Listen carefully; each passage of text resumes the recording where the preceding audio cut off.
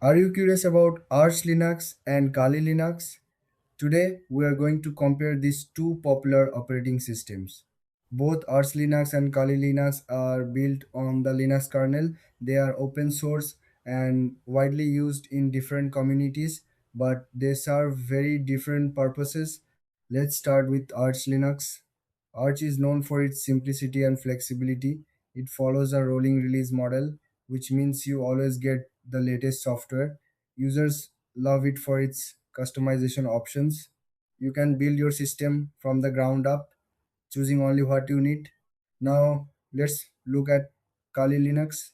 Kali is designed for security professionals.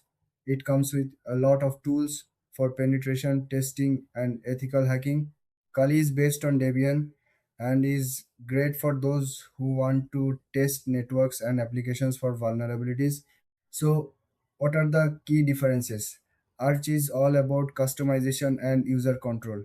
It's great for experienced users who want to tailor their system. On the other hand, Kali is specialized for security tasks. It's not meant for everyday use, but rather for specific security needs. When it comes to features, Arch offers a minimal base system that you can expand. You have full control over what you install. Kali, however, comes preloaded with a wide range of security tools, making it convenient for its users. In terms of pricing, both Arch and Kali are free to use. You won't have to pay anything to download or install them. So, which ones would you choose? If you want a flexible, customizable operating system, go for Arch Linux. But if you are looking to dive into security testing, Kali Linux is the way to go.